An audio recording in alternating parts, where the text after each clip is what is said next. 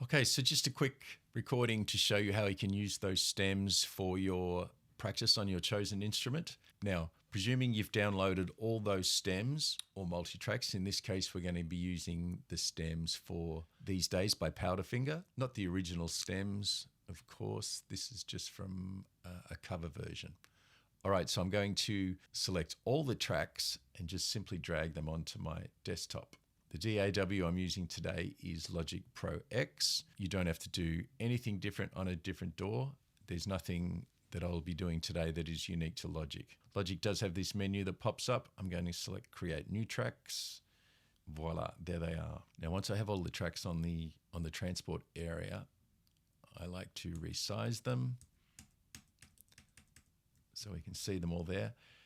And I like to have the lead vocal up the top and the click track at the bottom, drum kit near the bottom. I reorder like this, and you can put in little icons. What's that, acoustic guitar? You can do that. It's just, I find that easy to look at things very quickly. All right, so I'll go ahead and do this on all the tracks and then come back.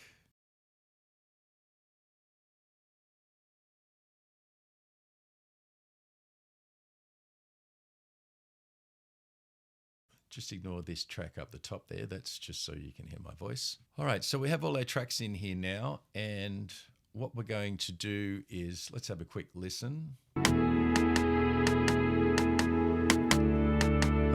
so it's coming round again. It's slowly creeping in. It's quite loud there. We can readjust the volume on every track. Logic has a mixer view.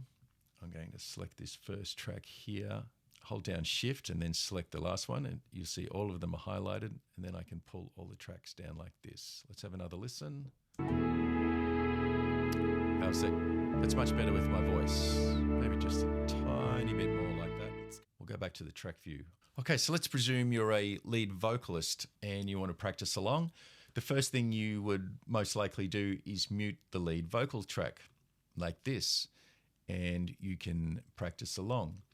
Or you may just want to have it very, very low while you're still learning the song. So let's pick it up through the first verse.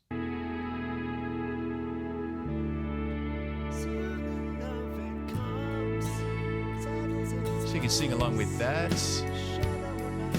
or you can mute it out completely to the chorus. You may or may not want the backing vocals.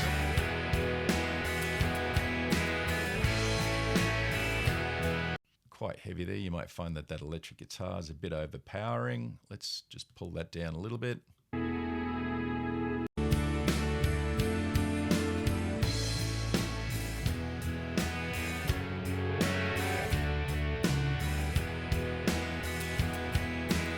Okay, that's a lot clearer. Okay, so lead vocal. Let's imagine now that you are the bass player.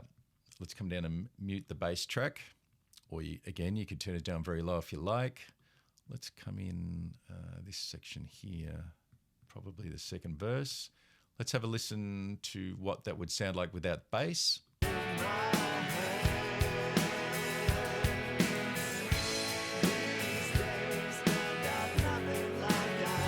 There's the bass back in. That's the bass example. Now, you may have noticed that in the verses there are no drums. Very hard to keep time. So what you can do, there's a click track down here. So you can put that click track in now. Let's imagine that you're going to do some acoustic guitar. All right, you're a guitar player. You might mute out the acoustic part there. We've got the click track on now, so we'll come in, presuming second verse.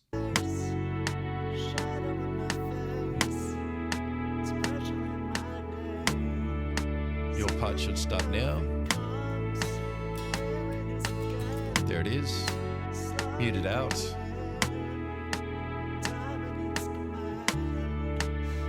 Okay, so the click track helps you keep time until, of course, the drums come back in.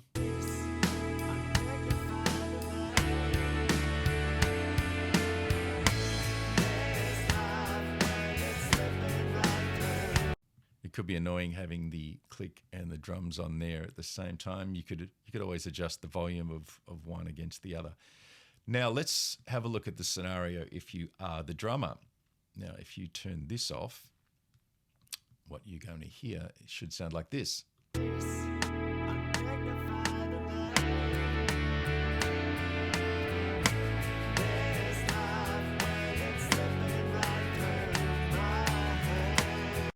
Okay, so you've got everything there as a drummer, but what you may need is a count in for the very beginning. So that's what this little track at the bottom is.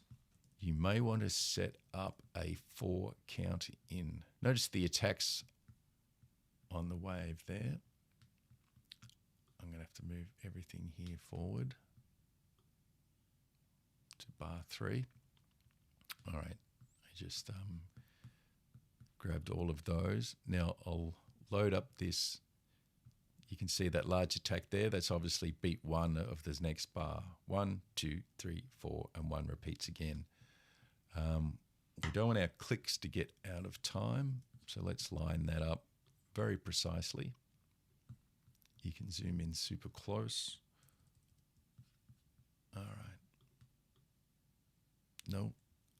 Apple Z undoes your last mistake, or Control Z on a PC. Okay, so that's roughly the same. Now, when we play from the beginning, we should have a 4 count in, which is going to make our drummers happy. 2, 3, 4.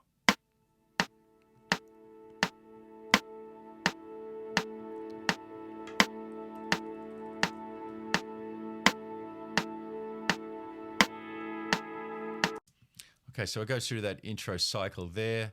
You might find that the click is doubled in volume. That gets a little bit annoying. What you can actually do is, this is getting a little bit technical, but we can split that track there and then we can mute that section there. Again, you can do these sorts of things in any DAW. It's not unique to Logic for sure. You can come in, let's come in just before the chorus. Here's your vocal cue.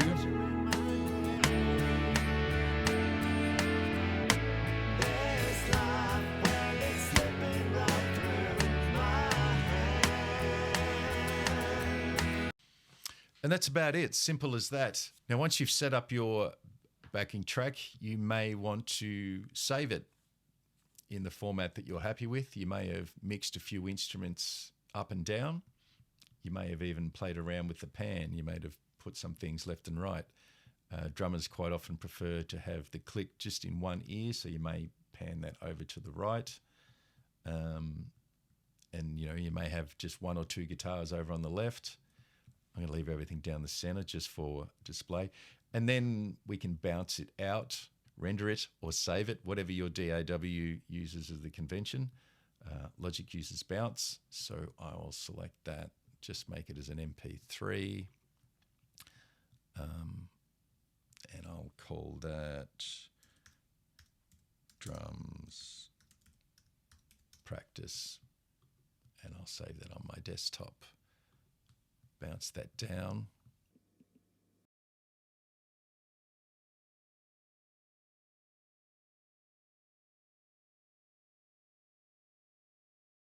And there we go. We've got an audio file now saved on your computer that you can use anytime for your practice.